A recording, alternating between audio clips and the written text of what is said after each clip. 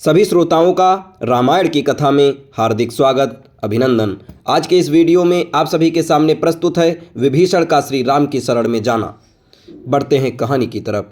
रावण से अपमानित होकर विभीषण अपने 4 भयंकर तथा पराक्रमी अनुचरों के साथ आकाश मार्ग से 2 ही घड़ी में उस स्थान पर आ गए जहां लक्ष्मण सहित श्री राम विराजमान थे।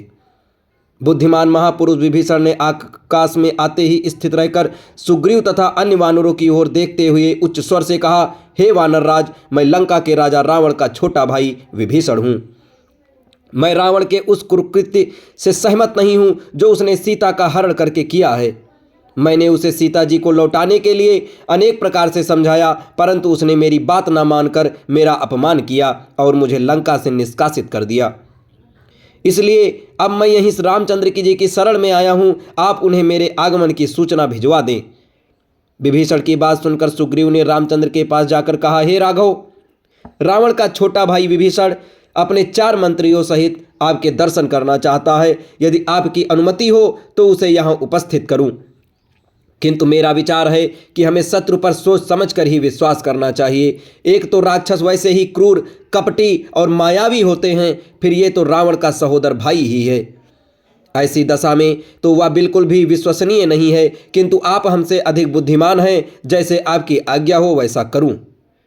सुग्रीव के तर्क सुनकर रामचंद्र जी बोले, हे वानरराज, आपकी बात सर्वथा युक्तिसंगत और हमारे हित में है, परंतु नीतिज्ञ लोगों ने राजाओं के 2 शत्रु बताए हैं। एक तो उनके कुल के मनुष्य और दूसरे उनके राज्य के सीमावर्ती क्षेत्रों पर शासन करने वाले अर्थात पड़ोसी शासक।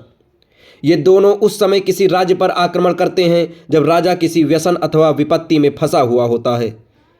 विभीषण अपने भाई को विपत्ति में पड़ा देखकर हमारे पास आया है। वह हमारे कुल का नहीं है, हमारे विनाश से उसे कोई लाभ नहीं होगा।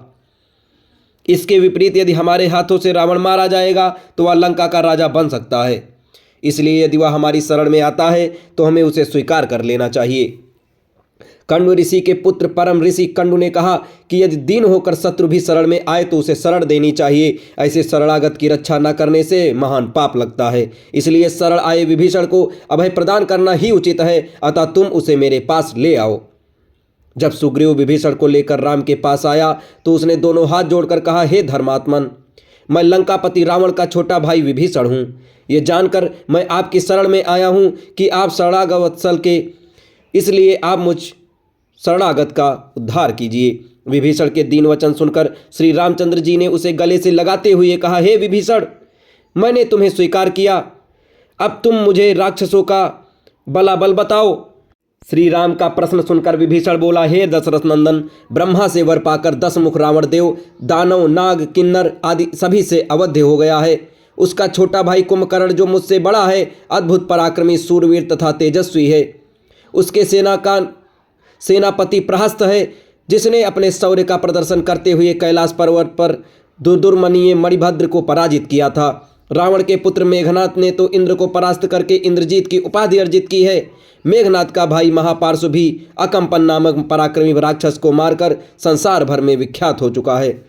रावण के सेनापति तथा सेना नायक युद्ध में कौशल में एक दूसरे से बढ़कर हैं।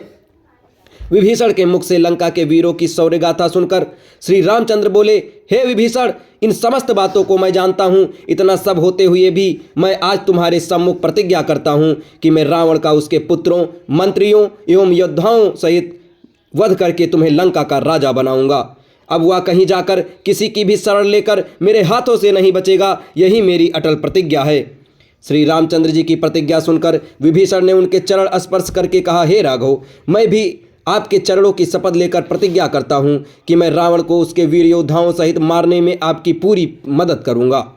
विभीषण की प्रतिज्ञा सुनकर रामचंद्र जी ने लक्ष्मण से समुद्र का जल मंगवाया और उससे विभीषण का अभिषेक करके संपूर्ण सेना में घोषणा कर दी कि आज से महात्मन विभीषण लंका के राजा हुए।